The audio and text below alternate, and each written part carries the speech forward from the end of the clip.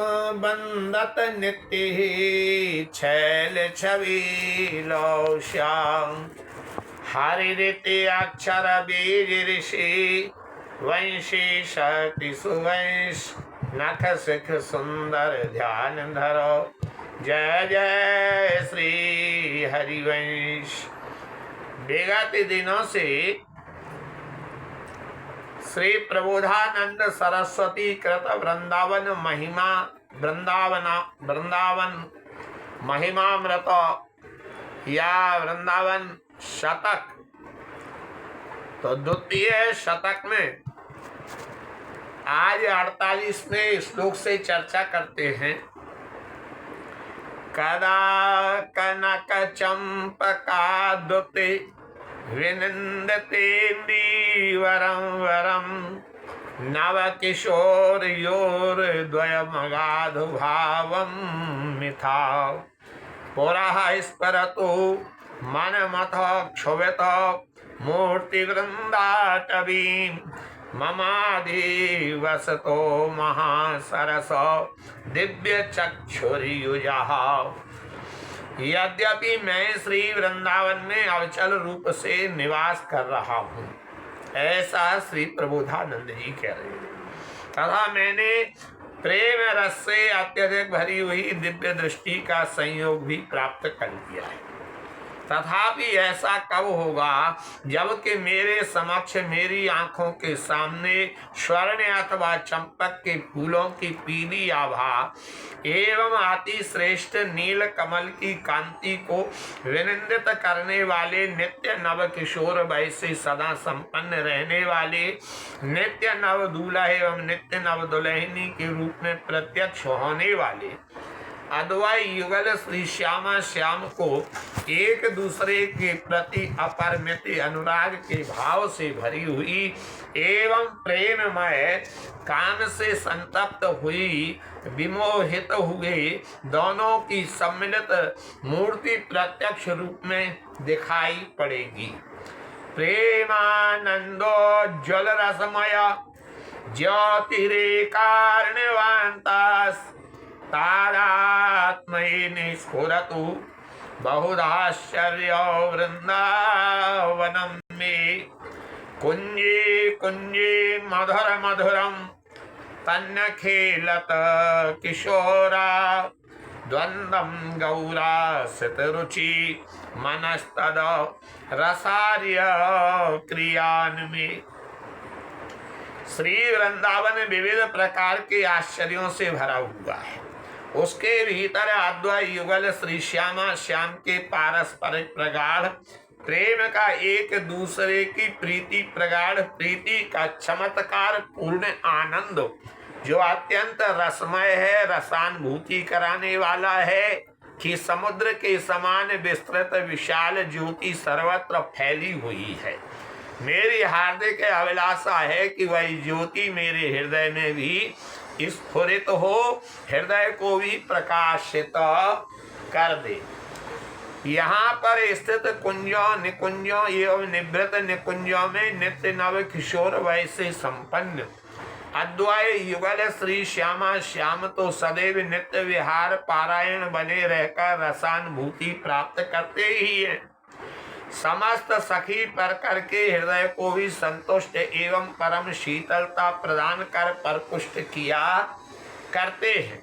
मेरी रुचि भी उस प्रेम रस को प्राप्त करने की इच्छुक बनी हुई है, अतः मेरी उनसे प्रार्थना है कि मेरे मन को भी उस प्रेम रस को प्राप्त करने के योग्य बनाने की कृपा करें।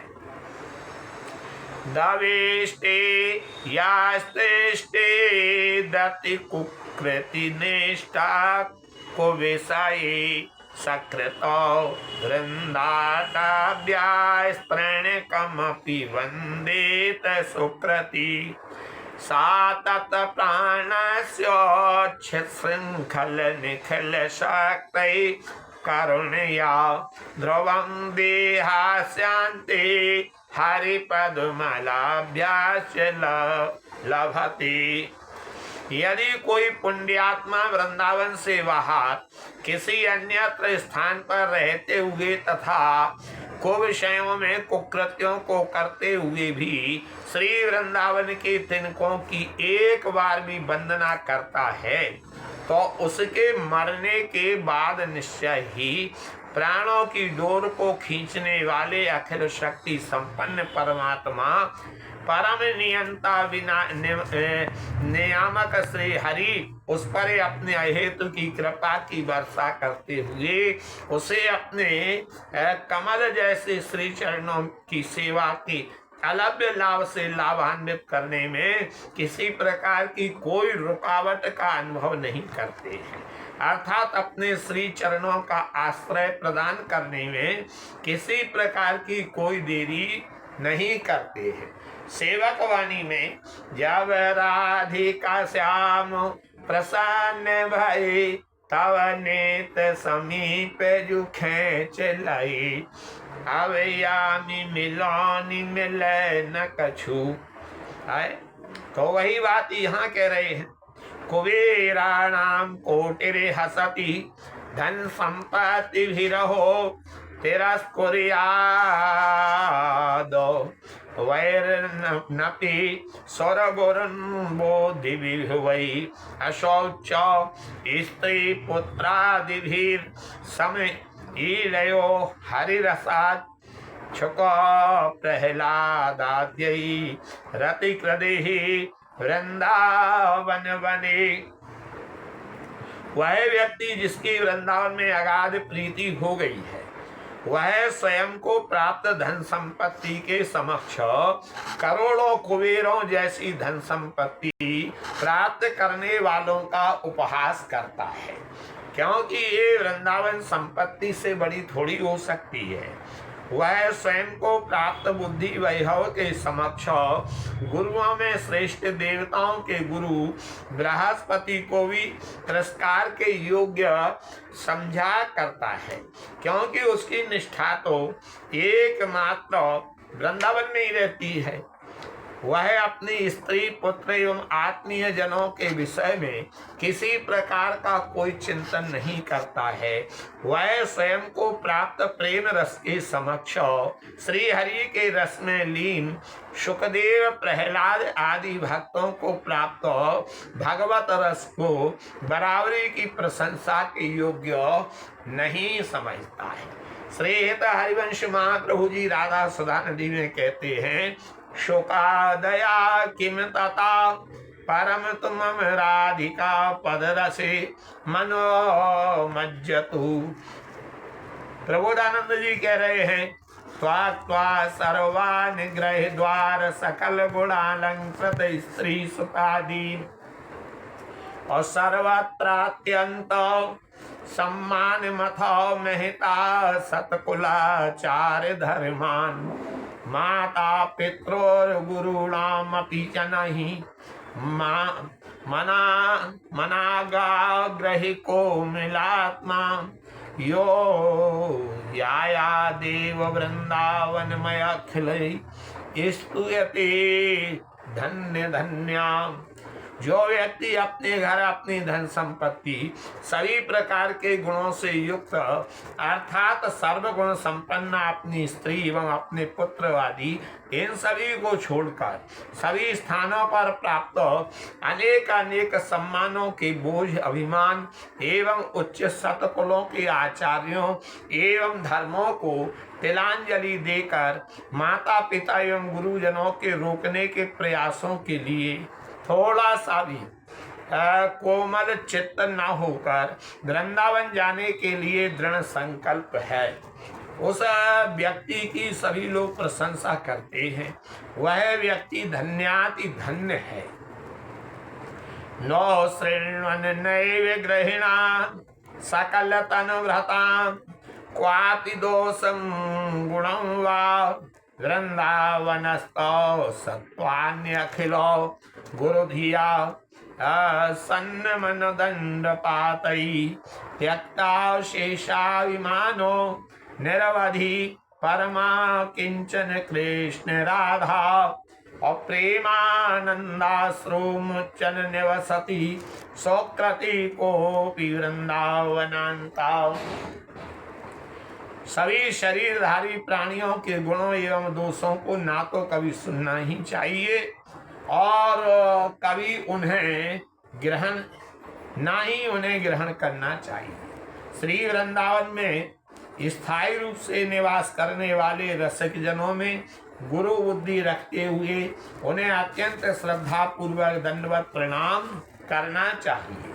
सभी प्रकारों के अभिमानों का परित्याग करते हुए कितने ही दुखों एवं सुखों को सहन करते हुए स्वयं की सहायता के लिए किसी प्रकार की कभी कोई याचना मांग ना करते हुए और तथा निरंतर श्री राधा कृष्ण के प्रगाढ़ प्रेम के लिए अप्रितम अनुराग के प्रति आनंद अश्रुओं को प्रवाहित करता हुआ कोई विरला पुण्य आत्मा व्यक्ति ही श्री वृंदावन में अवचल रूप से निवास करता है।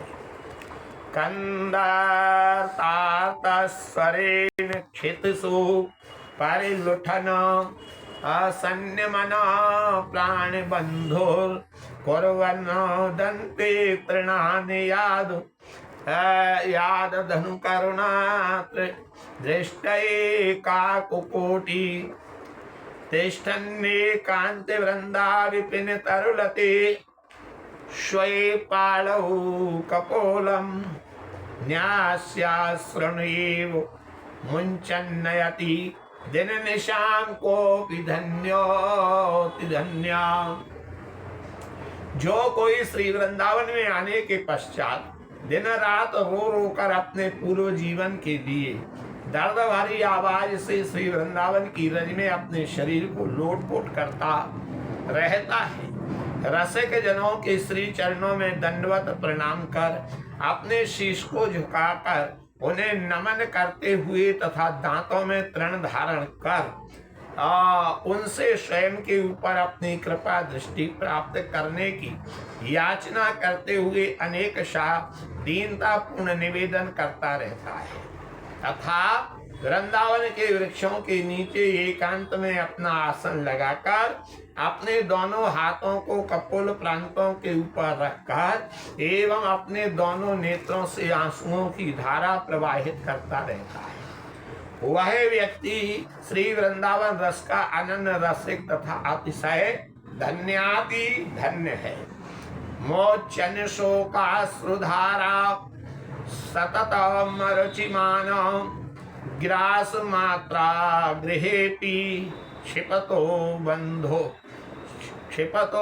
बद्धो हतो वा गिरिवद विचल सर्वसर्गैर्विमुक्ता नैष्किंचन्नेक काष्ठां गत उरुतर यात कंठया चिन्तयन् श्री राधा कृष्णांग्रि पंकेरुहुदल सुषमाम को अपि वृंदावने स्थित। जैसे कि नेत्रों में निरंतर प्रेमाश्रुओं की अविरल धारा प्रवाहित होती रहती है, जैसे एक ग्रास मात्र का भोजन भी अरुचिकर लगता है, अर्थात जैसे अपने भोजन की कोई परवाह नहीं रहती है, किंचित मात्र भी परवाह नहीं, जो डांटने फटकारने बांधने अथवा मारने पर भी पर्वत की तरह अडिंग बना हुआ है, जो सभी के संग से विमुक्त होकर एकांतवासी है, जो अपने लिए किसी से कोई मांग या याचना ना करते हुए अनन्य निष्ठा बना हुआ है, जो अधिक से अधिक उत्कंठा के साथ श्री राधा कृष्ण के चरणारविंदों की शोभा सदैव चिंतन मनन करता रहता है, ऐसा कोई महापुरुष वृंदावन में अविचल रूप से निवास करता है।